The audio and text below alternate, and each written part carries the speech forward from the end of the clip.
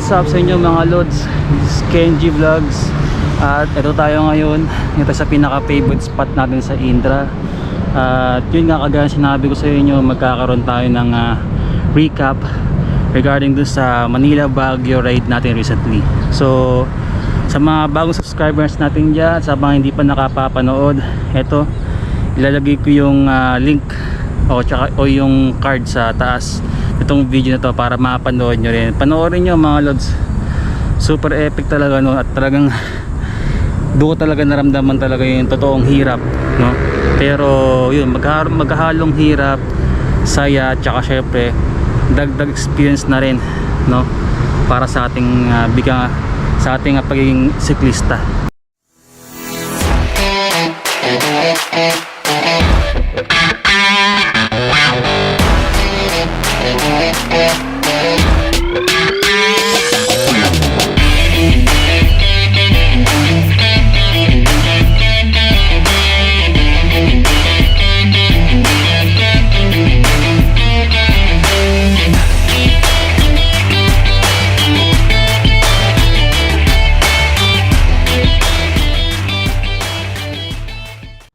Yun, ano nga ba yung mga bagay-bagay, no, na pwede kong sabihin sa inyo regarding dun sa nangyari sa Baguio ride natin na yun. Ingit para dito talaga. Ayan, nag-trick ang araw, yun. So yun, umpisa na natin kung ano nga ba yung masasabi ko, no. So ito lahat mga lods ay ibabase lang mo talaga natin sa sarili yung experience doon sa ride na yon, anong masasabi ko, at yun, ano yung mga naramdaman ko, yung ine-expect ko tsaka hindi ko ine-expect na pa pwedeng mangyari during that ride, no. So number one, doon muna tayo sa bakit ko nga ba siya tinawag na dream ride, no. Kasi talagang una, bukod sa yun, marami naman yan, yung mga North Luzon Loop, yung Laguna Loop, no, at kung ano-ano pang mga rides na po pwedeng gawin.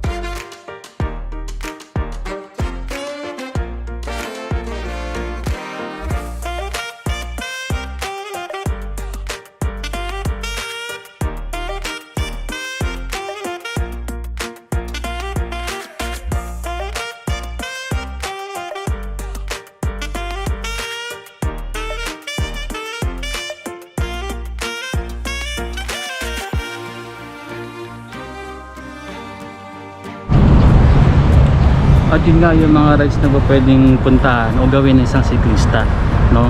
So sa akin kasi talaga, number one kong dream talaga yun, feeling ko kaya ko siyang gawin within few days, no, yung Baguio ride.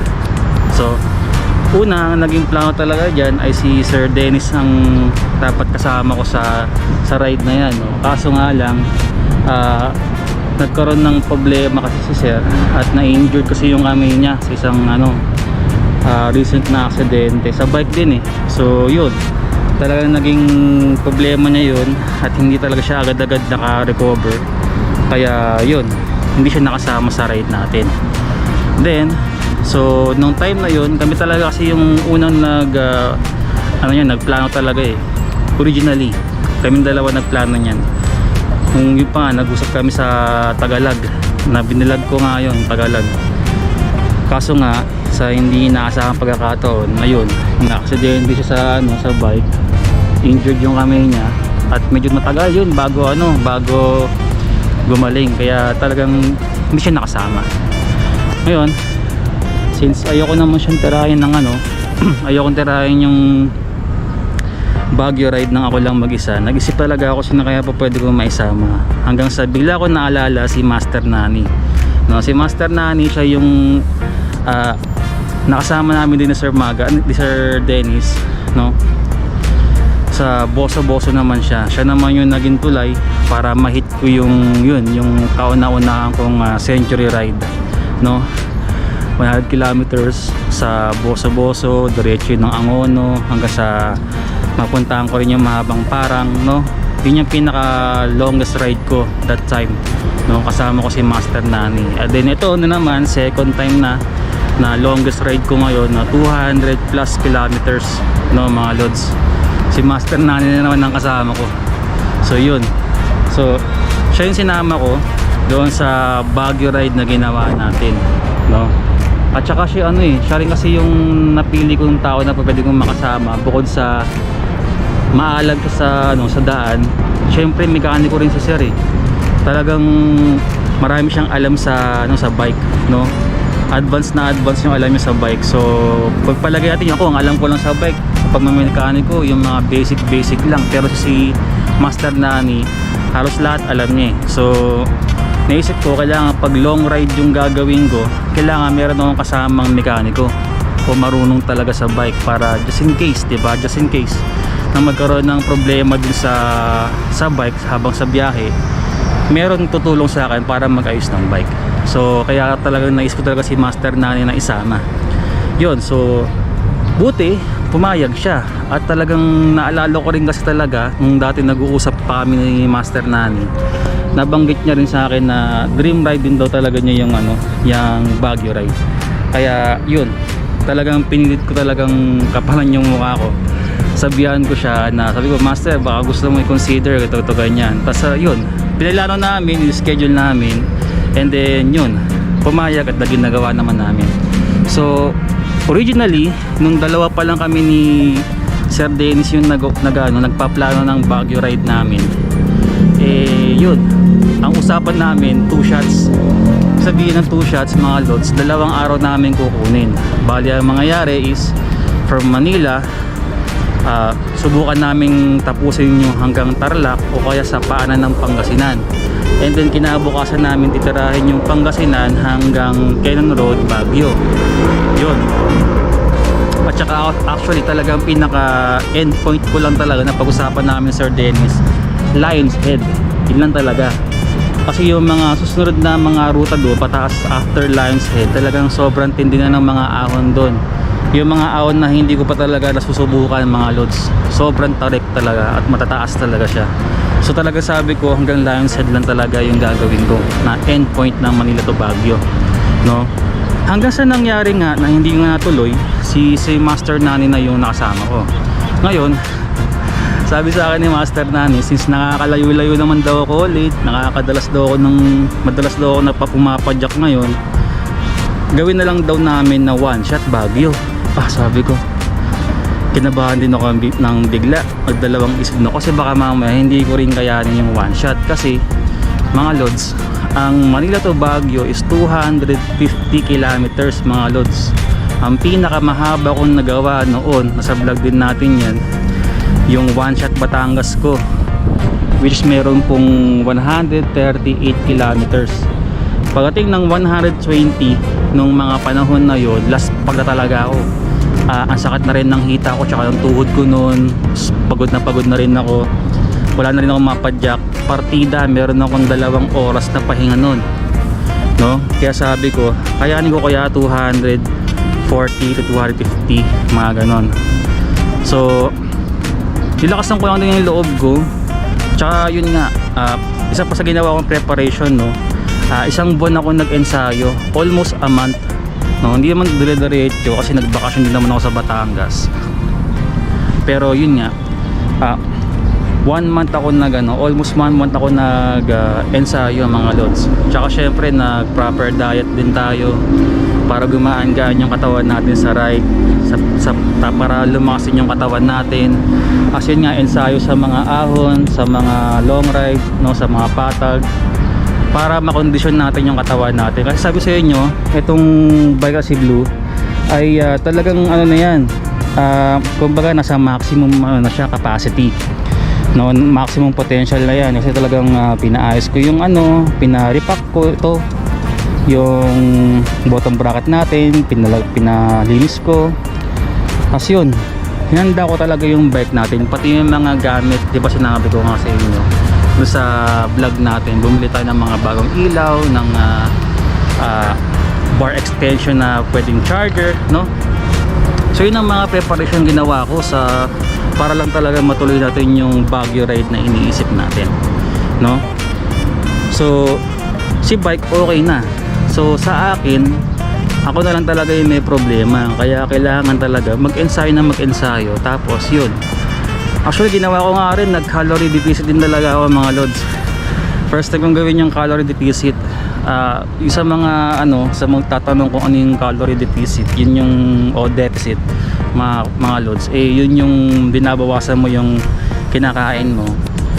O halimbawa meron kang halimbawa sa isang araw 2,000 calories yung kinakain mo sa isang araw, babawasan mo yun ng paunti-unti. So yun ang ginawa ko, no?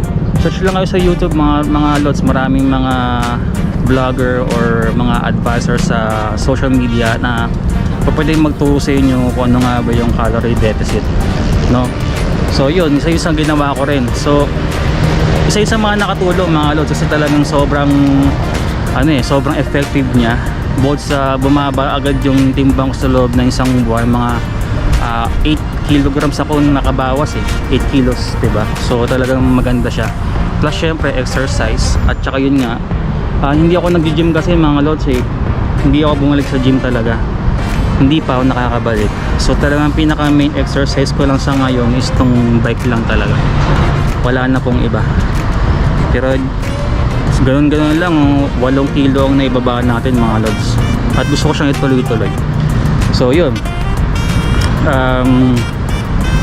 na ba nangyari pa? Kasi nga mga lods, ang naging problema ko lang siguro pa is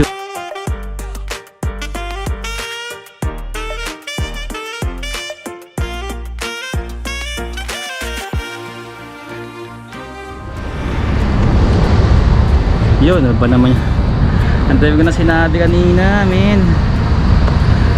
Hindi pala na-record. Ano ba yan? So, yun, no? Simulan natin dun sa ano ba yung nangyari sa sa pinaka-ride namin. Paano ba namin siya ginawa? So, number 1 is 8 PM kami ng gabi na nag-ride at the master. So, sinunod namin talaga yung payo ni Sir Ian Howe at saka ni Sir Roy Dizon o si Batman, na talagang ganoon ang magandang ideal na alis ng Manila to Baguio ride. Kasi nga yun, talagang mahirap mahirap talaga pag ginawa mo siyang umaga mga lods, kasi legit yung Tarlac, sobrang haba niya. Imagine this, no? 2 AM kami nakarating ng Tarlac, pinasok namin yung Tarlac, nakalabas kami siguro 6:30 na ng madaling araw o nung umaga mga lods. Kaya sobrang haba. Tsaka napansin ko rin talaga na sobrang sobrang layo, sobrang haba niya. Tapos mukhang wala ka talagang masisilungan kapag tumirik yung araw, no? At saka yun, talagang mas madali ako malalaspag noon mga lods, kung sakasakali na ganoon yung nangyari, na inabot tayo ng ganong oras sa Tarlac mismo, no? Ben, dahil ko sinabi kanina, naputol lang talaga hindi na pala naka-record. Okay, yeah. So yun, anyway, since alas 8 na nga kami ng alas 8 na kami ng gabi umalis. First time ko yun mga lods, first time kong mag night ride ulit, kasi nung mga panahon na yan, nag night ride ako dati nung after nung pandemic lang mga lods. Pero yun, bibihira na, lalo na pumapasok na ako sa trabaho, no? Ngayon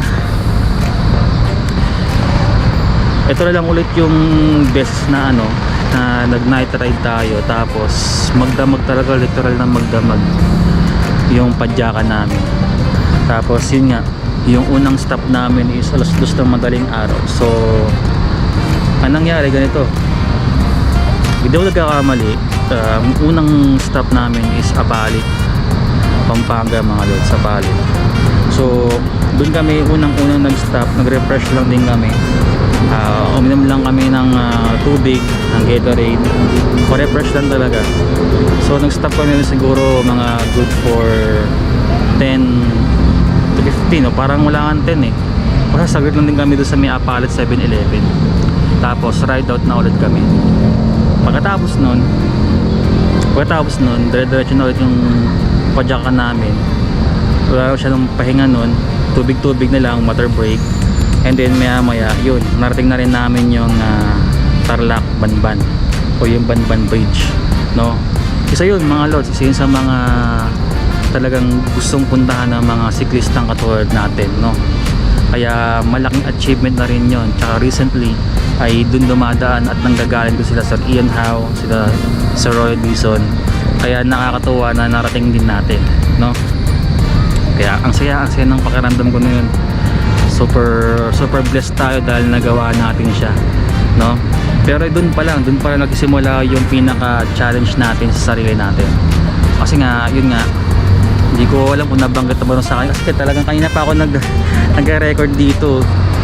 Nakaka 38 minutes na nga kanina na nagloko yung ating memory card.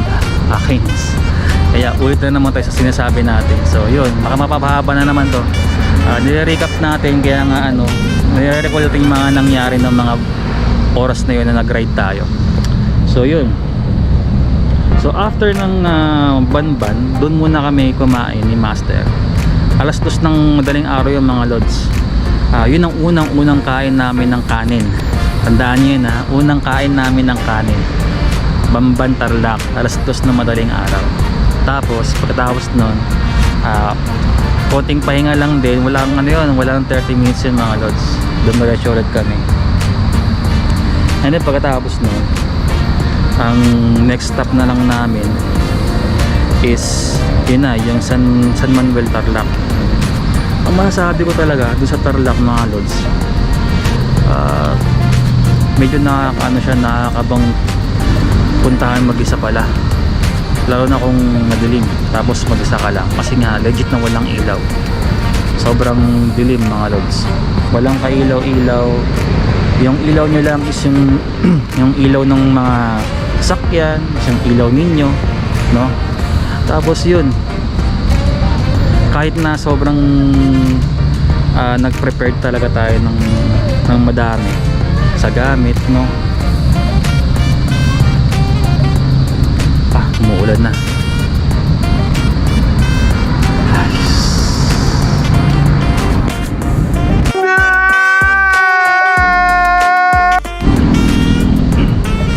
Yun nga, no? Sobrang dilim sa Tarlac. At talagang wala ka talagang doon maaasahang ilaw sa kalsada. Tapos yun, ang dami ring aso mga lods.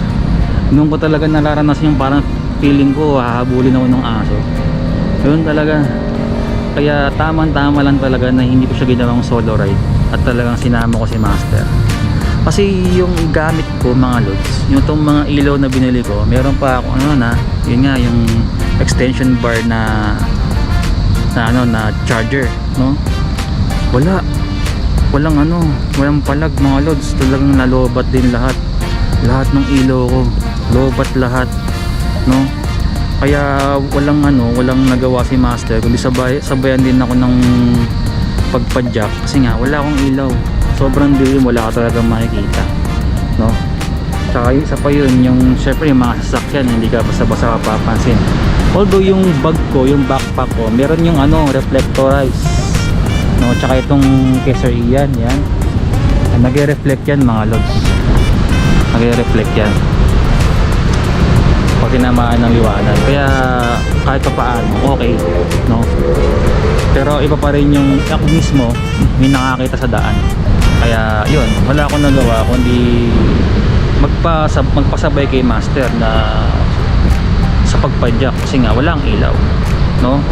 Tapos pagkatapos nun mga lods, edi ito na, sa San Manuel, ang kinain lang namin doon yung hotdog sandwich, no? Yun lang kinain ko. Tapos nag-refill lang din ako ng tubig, inom-inom lang, tapos konting pahinga lang, tapos laga na ulit, no? Masasabi ko naging effective yung 1 month na ensayo ko mga lods, kasi nga ay sobrang laki ng improvement gawa nung, kung matatandaan ninyo, yung yung one shot Batangas, no, yung one shot Batangas na ginawa ko is nasa 138 kilometers mga lods. So yun yung pinaka-limit ko na, sa totoo lang, ng mga panahon na yun. Nung ginawa ko yung ride na yun, laspag na rin ako noon, medyo sumakit na rin yung hita tsaka tuhod ko noon, as in wasak ko talaga, no? Pero at napansin ko nung nag-ensayo ko nung almost for 1 month, plus yun nga yung proper diet na ginawa ko, ayan, so medyo nag-improve tayo. Lumampas tayo ng 138, nag 150 tayo, 160, all goods pa tayo. Nga lang, pagdating ng mga 170 to 180 kilometers, doon ko na naramdaman yung pagod, yung last pag. So yun na. So ang nangyari na nun is talagang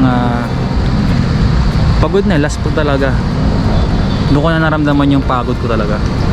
Pero yung time na yun mga lods, sa 170, 180 to 200 is nadadaan ko pa siya sa sa tubig, sa pagkain ng saging, pahinga ng konti.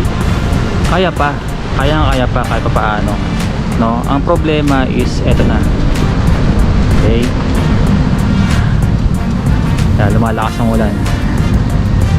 Teka, hanap tayo ng masisilungan muna mga lods, ha? Wait lang. Ayan. Naupo muna tayo mga lods. Sumilong tayo sa mga puno-puno ulit. Parang ganito nangyari sa sa Baguio ride na nangyari sa akin eh. So yun, no? Sige, habang hindi pa naman ganun kalakas, tutuloy natin yung recap natin, no? So yun, pagdating ng 200 kilometers, nagpahinga ako doon, no? At mga lods, yun ang kauna-unang 200 kilometers na naabot ko na naman. Bagong achievement na yun eh, 200 kilometers na ride, no? Although doon ko na nga nararamdaman yung pagod, okay, at yung pagkalaspag ko, at least nakaabot na ako sa ganung klase ng level, no? Ngayon, pagdating namin dun sa arko ng ng Benguet, dun kami ulit nagpahinga. Kung hindi ako nagkakamali mga lods, mga 9:45 ng umaga ay malakas ang ulas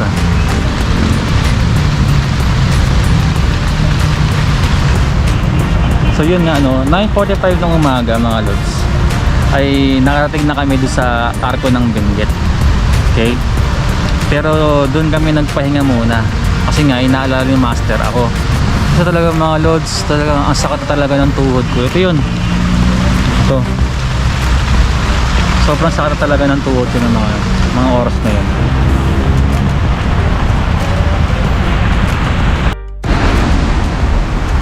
Lakas mo naman ulan. Hindi tayo makapag-concentrate sa pag-recap natin. Ano ba yan?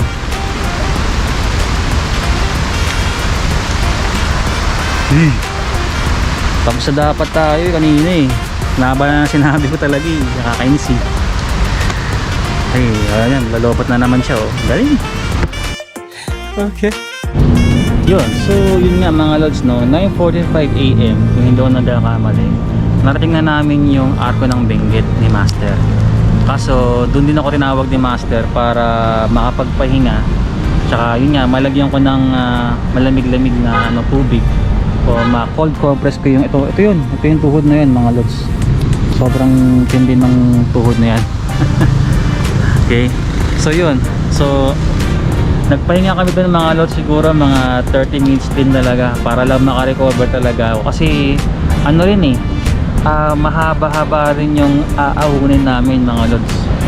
Tsaka yun nga, no, sabi sa amin nung tinanong namin kung ilang kilometers na lang from that point doon sa may paanan ng Kenon papunta rin sa Lion's Head is nasa 35 kilometers pa rin mga lods.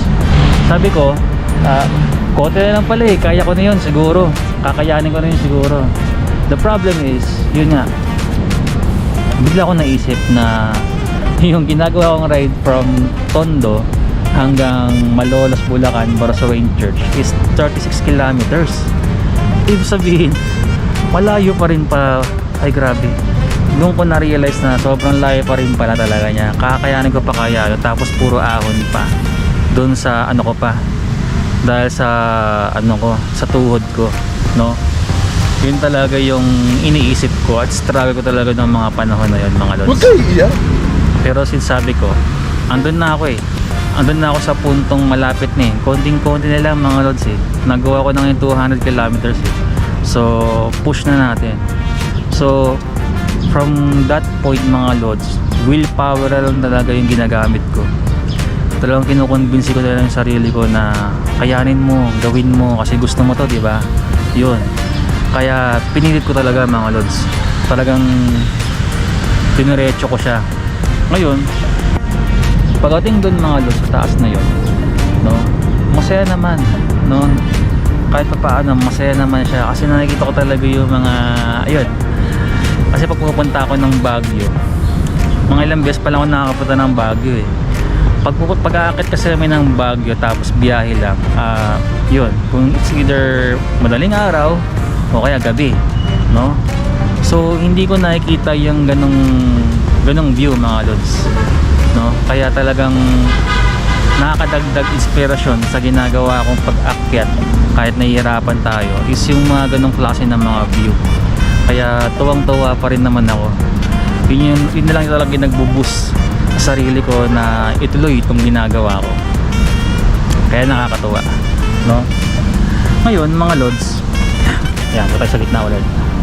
Walang ulan Ngayon, mga lods, habang inaakit namin yun, ito yung mga pangyayari na hindi ko basta-basta na-explain agad nung pagkatapos kong makaakyat sa sa Baguio City, no?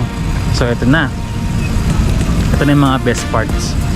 Okay, pagdating dun sa Cannon Road, mga kuya ate o mga lods, mga kuya ate tuloy mga lods, merong bumabagsak talaga na bato, legit, mga lods, as in. Alam mo yung kasing laki ng ulo kong to, yan tong ulo ko, mga lods, ganyan kalaki yung mga batong bumagsak. Dalawang beses yung mga lods Yung isa is yung hindi ko siya na-videoan kasi nga bilang siyang bumagsak sa harapan ko, umaahon ako, diba, paahon. Gulat ako, sabi ko, buti lang pala hindi ako tinamaan, kasi kung tinamaan ako noon, matitesting natin yung quality ng Spider helmet natin, mga lods. Spider Philippines, the best. Tapos yun, no, yung pangalawa is yung sa kalsada, mga lods, yung pinakita ko nga. Imagine that, no, kung bumagsak kayo sa isang sasakyan, wasak talaga yung windshield doon pa nagkataon, mga lods, sa laki ng bato na yun na bumagsak. Tsaka ang taas ang taas ng pagkakabagsak niya, talagang malakas ang impact nun, no? Kaya yun, isa yun sa mga iniisip ko, sabi ko sana naman wag ganun, no? At talagang nakakatakot. Kaya imbis na nakafocus lang tayo sa ahon, hindi, ang ginagawa natin sa ahon na yun is aware tayo sa mga sasakyan, kasi dalawang lane lang siya tapos yung mga sasakyan pa na alalakas ng loob mag-overtake, talagang grabe, no? Talagang syempre habang umaakyat ako doon, sinasamahan talaga natin ng dasal, no, na para hindi tayo madisgrasya. Tsaka isa pa yun, sa mga napansin ko rin, sabi sa Google kasi nung sinearch ko yung Cannon Road, ang nakalagay doon, kung doon nagkakamali o baka hindi ko lang talaga nabasa agad, no, is 8% yung mga gradient na nakalagay doon sa Google. Tapos sa mga vlogs, 12% yung papunta ng Lion's Head, no. So yun, hinanda ko yung sarili ko sa ganung klase ng mga ahonin, pero isang malaking pagkakamali rin pala, kasi yun nga, sunod-sunod, mga lods, ang pinakamababang gradient doon is 45, no, 45% gradient. Konti lang talaga yung recovery, no. Parang isang beses lang talaga yata akong lumusong ng matindi, tapos halos lahat na yon puro ahon na, no. Ang masakit doon is yung mga lusong na mararanasan mo ron, hindi mo ikatutuwa kasi alam mo na kapag lumusong ka, ang kapalit nun matarik na ahon, no. Kaya hindi rin talaga masaya, no. Tapos yun nga, Ahon, sige, ahon. Doon ko nakatikim mga lods ng ahon na after nung 10% gradient. After 10% gradient, may sumunod na 9. Mas maya maya, may 15. Aba, grabe, sabi ko, inaahon ko 15% gradient mga lods sa ganung kondisyon ng tuhod ko, no? Kung meron man talagang ano yung, pero kung pwede ko talagang i-express talaga kung gaano kasakit yung tuhod ko nung time na yun, basta talagang willpower na lang talaga, mindset na lang talaga mga lods, no? Yun ang hindi ko makakalimutan. And then eto na nga, nakaramdam na kami ng gutom ni Master. Kung matatandaan nyo, sabi ko kanina, no, 2 AM nang huling kumain kami ng kanin ni Master. Dun pa yun sa Tarlac, Banban, no? Ngayon, medyo malayo, naghahanap kami ng makakainan sa Ken Road. Wala kami makakita. Ang isa pa sa naging ano namin dyan mga lots, nang nakakatawa kasi dyan, merong kainan dun sa baba naman ng Kenon Road. Di ko nga alam ba't di namin naisip na kumain muna kami ng tanghalian bago kami umakyat. Talagang diniretso rin talaga namin. Yung pahinga namin sa may arko ng Benguet is nag-refill lang kami ng tubig. Nagpahinga lang, tapos yun nga, inano ko yung tuhod ko. Pero hindi kami kumain ng kanin mga lods, no? Kaya nung habang umaakit kami, bukod sa laspag na nga kaming dalawa, is talagang gutom na rin kami, no? Tapos eto na, nung nakakain naman kami, siguro mga nakaka 11 or 15 kilometers na kami nun, nakakain naman kami ng tanghalian. Sakto yun, alas 12 yun kung doon nagkakamali, o parang mag-11, parang mga ganun. Basta ganun yung kain namin. Tapos ang nangyari, nung inakit na namin ulit, nung nag-ride out ulit kami ni Master, doon na nagsimula yung kalbaryo ko, no? Kasi nga, sunod-sunod pa rin yung mga aaunin. May mga matitinding siko rin talaga mga lods, no? Ang pinakamalupit na nangyari doon is yung hindi ko aakalain, kasi hindi ko naman nakita sa mga video na napanood ko na may ganung possibility talaga na kahit na mainit sa baba, talagang pag umulan malakas pa rin talaga, no? So nangyari ganito mga lods, mag 2:30 yun kung hindi ako nagkakamali, 2:30 lumakas yung ulan. So ang nangyari, ang ginawa ko is yung cellphone ko is tinago ko muna yung cellphone ko sa frame bag ng bike ko, tapos nilagyan ko ng plastic. Secured ko muna yung gadgets para pag umulan kahit mabasa okay lang, no? Ngayon yun yung nangyari ganito, pagkalagay ko ng cellphone ko sa bag, tapos nag-ride out ako ng konti, ang nangyari bigla lumakas lalo yung ulan. Pero yung ulan na parang, alam mo yun, parang feeling mo titila din naman.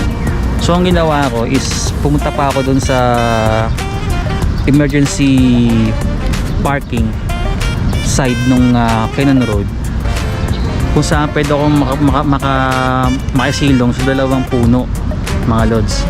Kasi nga inaantay ko talagang tumila, pero yun, doon ako nagkamali, no?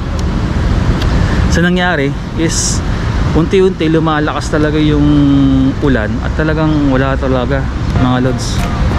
Doon ko na talaga napagtanto na talaga hindi talaga titila yung ulan, kasi yung ulap sa taas biglang bumaba, tapos yun na, nagsimula na talaga magparamdam yung lamig na ako, tsaka basang basa talaga ako sa ulan mga lods. As ang lalaki ng mga patak, as in, kung nakakita nyo naman siguro sa video, no, sobrang lalaki na ng mga patak talaga. Tapos ngayon, ang nangyari pa ganito,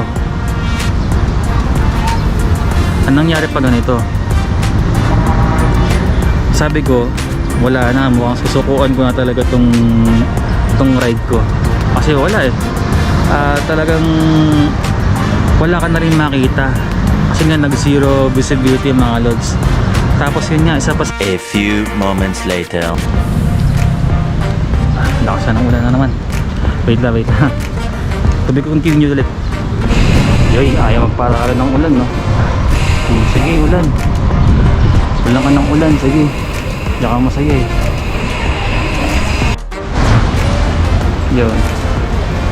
Ang magkakaroon ng second recording lang ginagawa natin. Lakas ng ulan eh.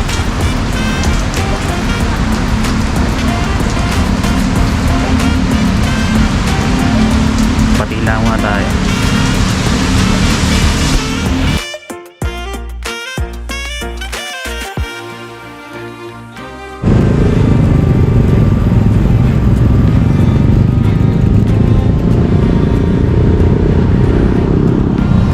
Yo, what's up mga lods? Ngayon tayo sa ating day 2 ng ating recap video ng Manila Baguio ride natin. Ngayon tayo sa tapat ng National Museum mga lods. So yun, pati ko lang yung mga ilaw. Medyo matagal tayo sa pagka-record ng ating recap, no? Kasi nga marami tayong ginagawa sa ngayon at may mga bagay tayong kailangang unahin. At saka nung Sunday nga, nag-video tayo sa Intra, dyan sa may Intra, no? Dito yan. Kaso yun nga lang nangyari is inabot tayo ng ulan. At medyo madilim na naman doon sa part na yon.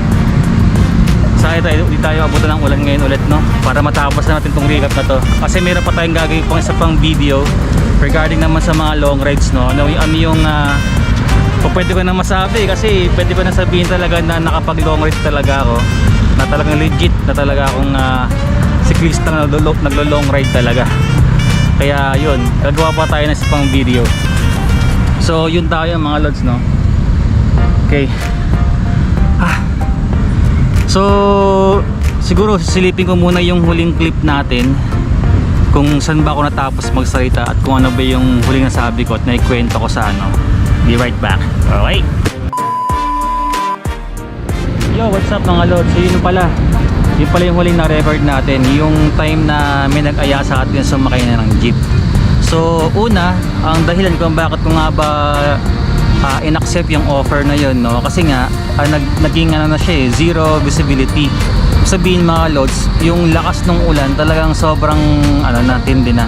At saka medyo delikado tayo kasi iniisip ko rin ng mga oras na yon, wala na tayong ilaw sa unahan, wala na rin tayong ilaw sa likuran, totally lobot talaga lahat ng mga gamit natin. Kaya medyo nahihirapan na tayong sumabay nun. Plus yung point pa na talagang malakas na yung ulan, tapos mabibilis pa yung mga sasakyan.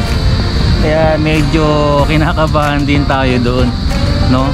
Kaya hindi talaga natin basta-basta sinuong talaga yung ulan, kahit na literal na basang-basa na tayo. Tapos edi ito na nga. So wala na akong choice kasi nga yung kaysa isang jeep dumaan sa harapan ko, punong-puno ng mga tao mga lods, maraming sakay. So sabi ko talagang hindi ako makakasakay na ng jeep. Tsaka may stuck na ako ng 30 minutes mga lods eh. Isipin nyo yun, no? Alalaki ng patak ng ulan, ang lamig-lamig pa nung hangin, tapos para pang yun nga, masakit sa balat yung hampas ng hangin, sobrang lamig niya. Kaya wala talaga akong choice talaga mga lods. So since nung dumaan ngayon kay sa isang jeep na punong-puno pa, hindi rin ako makasakay. So ang ginawa ko is yun na, sige, diretsuhin na natin to, padyakin na natin. Talagang wala tayong choice eh. Pag-asa sa isang jeep na dumaan puno-puno, wala, basa na rin, bahala na. Kahit dahil basang-basa na rin tayo, sige, game na para matapos na din. Kasi hindi ko rin alam kung meron pang susunod na jeep na dadaan doon sa part na yon, no? So eto na, nagbike tayo ulit. Pero yun nga lang, hindi pa sa kalayuan mga lods mula doon sa puntong tayo, nagpatila tayo ng ulan, is talagang nagkaroon na siya ng traffic. So medyo matagal na traffic na yun, medyo mahaba yung traffic na yun. Tapos kaya iniisip ko bakit kaya, ano kaya nangyari.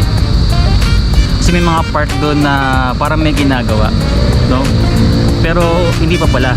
So nangyari, may napadala sa gilid ko na isang jeep na hindi pumapasada. Tapos tinanong ako ni kuya, sabi sa akin, pre, saan pupunta? Akit ka ba ng Baguio? Sabi ko, opo. Sabi sa akin is, gusto mo isakay mo na yung bike mo sa jeep. Nung time na yon, dapat hindi mo talaga ako hindi ko pa i-accept talaga dapat yung sinasabi niya nga sumakay ako ng jeep, kasi nga syempre yung pinaka main goal natin is yung makarating tayo ng Lion's Head nagamit yung bike natin, no? But since hindi natin na-foreseen yung ganong klase ng pagkakataon, nalalakas pala talaga siya ng todo ng ulan na yan, at saka sobrang basang-basa tayo at lalamig na tayo, wala tayong choice, no? Kaya yun, sinakay ko na yung bike ko sa jeep. Ngayon, pagsakay namin sa jeep, o pagsakay ko sa jeep ng bike ko, yun nga, hindi talaga siya bumabiyahe na jeep. Kumbaga parang siyang inatkila nung mag-anak, no? Napupunta pala ng Burnham Park. Kasi pagsakay ko ng jeep, may nakalagay doon na dalawang bisikleta rin. Tapos may mga gamit sila. As mag-anak nga. Ang tatlo sila eh.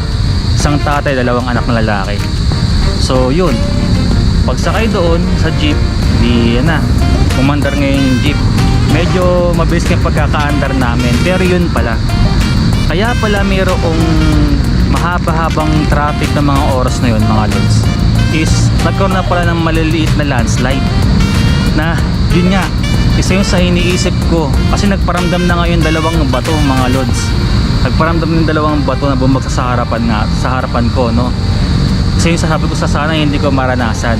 Pero dahil nga, ayun nga, umulan ng malakas, nagkaroon na talaga ng mga maliliit na landslide lang naman. So yun, ang una kong naisip nung sumakay na ako ng jeep, si Master, no? Kasi iniisip ko kung asan na kaya siya. Kasi habang nakasakay ako sa jeep, mga lods, medyo mabilis yung takbo ng jeepney natin, no? Hinahanap ko siya, hindi ko siya makita sa labas. Hindi ko siya, nakasilip ako sa jeep eh. Yun nga lang, hawak-hawak ko itong bike natin kasi baka mamaya, kasi pataas eh, naka-incline na gano'n yung jeep eh pag dumaakyat. So baka mamaya pag binitawan ko yung bike ko, malaglag siya, no? Kaya yung pasilip-silip ko dun sa labas ng jeep, talaga, hati yung attention ko eh. So isa pa yun, hindi ko talaga nakita si Master gawa ng malakas yung ulan, medyo malabo sa labas, malabo na rin yung mata ko, no? Kahit na nakasalamin tayo ng mga panahon na yun, yun, talagang hindi ko talaga nakita si Master. Medyo kinabahan ako para sa kanya kasi sabi ko, ang lakas-lakas na ng ulan, madulas ang kalsada, tapos yun nga, nagkakaroon ng maliliit na landslide. Kasi doon sa dinaanan ng jeep namin habang paakyat ng Baguio, nakailang landslide na kung nakakita, mga lods, no? Tapos may mga part doon na talagang ginagawa pa rin pala yung kalsada. Kaya medyo kinabahan ako para kay Master, no? And then yun nga, sinabi ko doon sa driver na ibaba ako doon sa may Lion's Head kasi sabi ko, doon kami magkikita siguro nung kasama ko na, dahil nga baka doon ako hintayin ni Master. Kasi tinanong ako nung tatay, sabi sa akin kung mag-isa lang daw ba ako o ano. Sabi ko hindi po, dalawa po kaming umakyat, kaso yung kasama ko na una na nagkahiwalay po kami. Ngayon, sa pag-aala ko nga na makakadaan pala at makakababa pa ako sa Lion's Head, hindi na po nangyari. Kasi ang nangyari ganito, sobrang lakas na ng ulan, nalampasan na pala namin yung Lion's Head. Nung sinabi ko sa driver na, kuya baka pwede nyo akong ibaba sa may Lion's Head kasi nga baka doon kami magkita nung kasama ko, sabi sa akin ng driver, ay naku, hindi nakatabi na ba doon, lagpas na tayo kasi nga delikado na, malakas na nga ang ulan at parang walang balak tumigil. So yun, medyo nalungkot tayo ng konti dahil hindi tayo nakapagpa-picture sa Lion's Head. Kaya yun na, matayong choice, wala rin nagawa eh, nakasakay lang din naman tayo. So yun, talagang sinulit na lang talaga natin. Ngayon, binaba ako nung driver doon sa mismong SM Baguio, no? Malapit sa may Sky Ranch. So doon, yung pala, shoutout pala doon sa mga mag-ama at saka sa driver na sumaklolo sa akin doon sa Cannon Road, no? At nagsakay ng bike ko. Talagang yun, alam niyo ba mga lods, hindi nila ako pinagbayad, kaya nakakataba ng puso mga lods, nakakatuwa. Hindi ko alam kung mayroon na bang ibang mga siklista na nakaraas ng ganun sa Cannon Road, pero ako personally, no, Ang galing. Although hindi tayo nakapagpa-picture sa Lion's Head, pero at least nakatanggap tayo ng mabuting gawain, no? Talagang nabiyayaan pa rin tayo na makasalubong at makasabay ng mga mabubuting tao. Kaya yun. So isa yun sa mga pinagpapasalamat ko sa Diyos. Okay?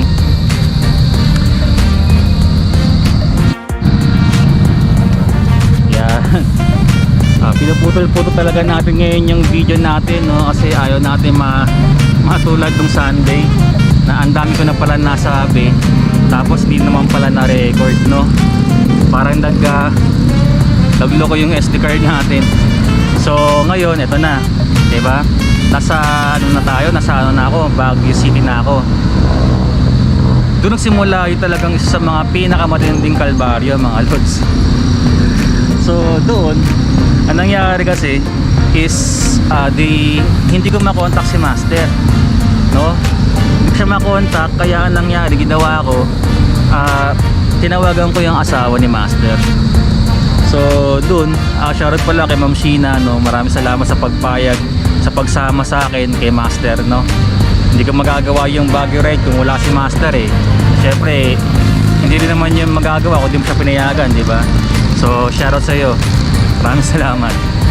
Kasi na nga mga lods, yun na, magsimula yung kalbaryo natin nung mga panahon na yon.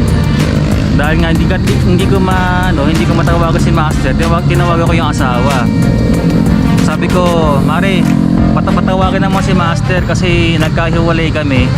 Ito na ako sa may Baguio City, sa may SM. Kasi nga napasakay na ako ng jeep, gawa ang lakas-lakas na ng ulan. Tapos may mga maliliit na landslide na. Kasi hindi ko siya makontak kasi baka mamaya inaantay niya ako. So yun. So nangyari, kinontak ng asawa si Master. At yun nga, legit talaga, inaantay talaga ako ni Master. Kaya Master, talagang maraming salamat sa iyo. Hindi mo talaga ako pinababayaan. Alam ko yan. Pag alam mo nakakalayo ka na at alam mo naiiwan na ako, talagang lumilingon ka o yung talagang inaantay mo talaga ako. Tapos yun nga, alam ni Master na masakit na yung tuhod ko eh. Kumbaga nasa limit na ako, pinipid ko na lang talaga. Kaya maraming salamat Master. Sana ay hindi ka talaga madala, nakasama ako palagi sa mga rides mo. At may mga plano pa tayong gagawing rides, no? Promise, papalakas pa tayo. Papalakas pa ako para sa'yo. Para hindi na nakakahiya. Pero yun, maraming salamat. Okay? Tapos ito na, doon sa may Sky Range mga lods, doon ako nagpahinga. Doon sa may waiting shed doon ako naupo, kumain na rin ako doon, uminom ng tubig. Tapos yun na, doon ko na naramdaman lahat ng pagod.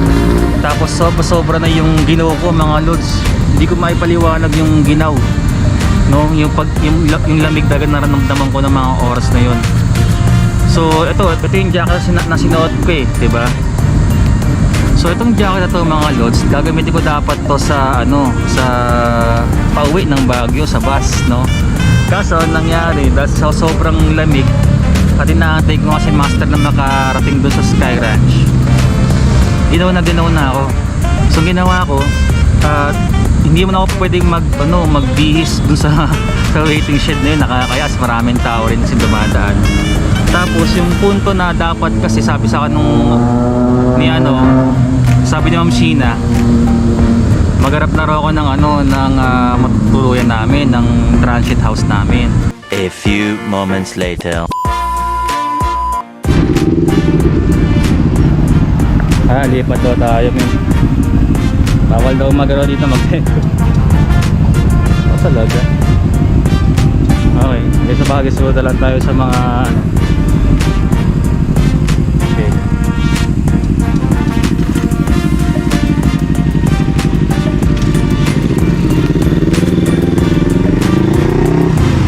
Tayo magagawa, sunod tayo sa rules. Lipat. So yun, wala tayo masyadong spot na pa pwede pa naalan na pa pwedeng tambayan, no, para makapag-record lang tayo. So gawin na lang natin itong traditional na vlogging habang nag-ride. Kukwento ko na lang sa inyo mga lods. Sige. Yun, so yun. Yan, papupel-pupel tayo. So yun, yung jacket na sinusuot kong tong yun, na dapat gagamitin ko lang sa bus, sinuot ko na rin kasi nga sobrang lamig na. So wala nang magagawa, kahit mabasa na lang siya, di sige, diretso na lang din. Pero na talaga eh. Ngayon, si Master, tinapos talaga niya. Mula pa dun sa Lions Head hanggang sa makarating sa mismong Baguio City, talagang pinakit talaga niya. Kaya sobrang lakas ni Master. Ngayon, ako na nag-aantay doon, gustong gusto ko na magpalit. Kasi nga hindi ko magawa na maghanap ng ano nga ng transient house kasi nga hindi ko kabisado yung lugar. At saka sabi ni Master, yun, narikap din. Yun nga, sabi ni Master, may pupuntahan po kaming lugar. May alam siyang lugar na medyo mura lang doon, transient house. Kaya yun, talaga inantay ko talaga siya. Kaya sabi ko, baka mami, yung makita kong transient, mahal. Diba? Baka di kayain ang budget namin ni Master. Kaya talaga napitan akong antayin talaga siya. Kahit na lamig na tayo. Ngayon, sa kakaantay kay Master, kumain muna nga tayo, uminom, nagpahinga. In-straight ko na nga muna yung paa ko para lang mawala yung sakit ng tuhod ko, para mabasbuhasan. Tapos ito na, maya mga siguro eksaktong alas 6 din na ata yun dumating si Master eh. Kasi ito yung nangyari. Yun, so yun na ang nangyari. Sobrang ginigiw talaga ako nung sumakay ako ng bike mga lods. Talagang hindi ko na kaya.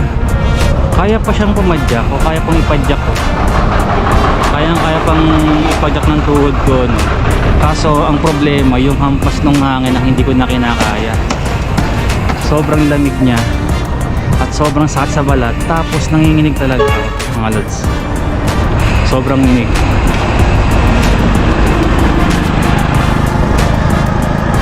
Yung panginginig ko talagang hindi panginginig, pangangatog na eh. Kasi nanginginig na yung buong katawan ko. Tapos yung panga ko hindi ko mapigil sa panginginig. Hindi na nga makapagsalita ng diretso. Sobra. Tapos yung yung baga ko sa left side, ang sakit ng likod, sumbaga ko. Malamang talaga baga talaga yun. Kasi nahirapan akong huminga. As in, hindi ko na siguro dala ba ng pagod din. Kasi magdamaga ng padyak, tapos nabasa pa ng ulan, napakalamig. Yun. Yung tipong wala na. Ang ginawa ko, bumaba ako ng bike. Sabi ko hindi ko kayang bumadyak pa.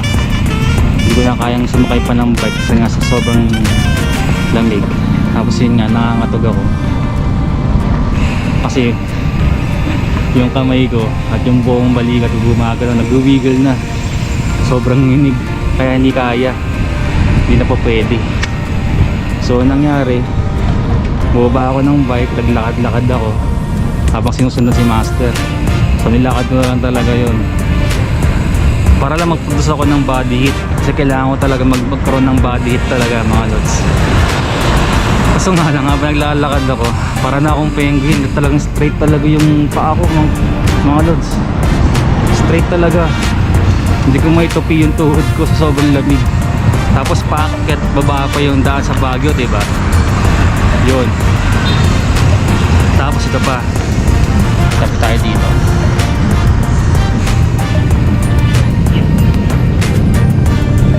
Yun, tapos ito pa yung nangyari mga lods.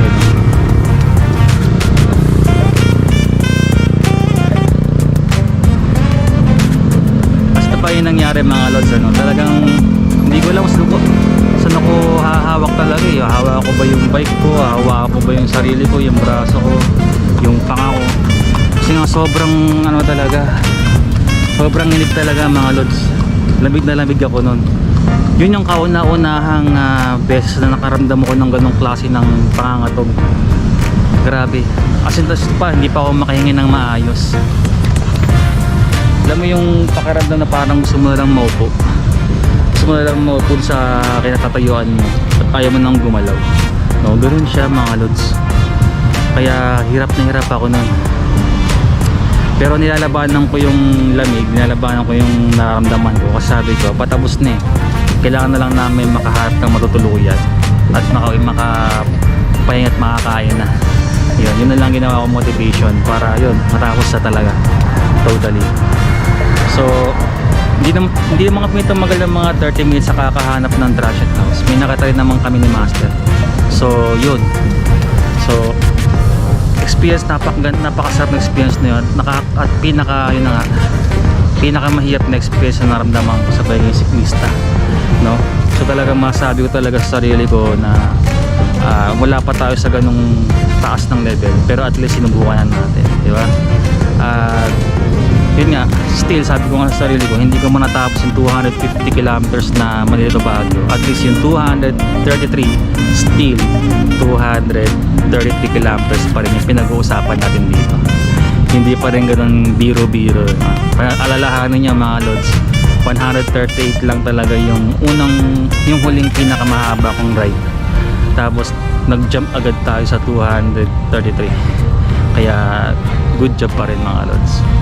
So yun, ikot mo tayo dito. Yun, so siguro mga lods, dito natin tapusin tong recap video natin ng Manila to Baguio ride natin na one shot. So muli, nagpapasalamat ako sa lahat ng mga nanonood na sa ngayon. Dahil sa pamilya ko na patuloy na sumusuporta. And then Master Nani, yun nga, maraming salamat sa iyo sa pagsama sa Baguio ride. At talagang matapad ko yung dream ride na inaasa mo talaga mga lods. Kaya maraming salamat sa iyo Master Nani. So yun lang mga lods, see you next vlog.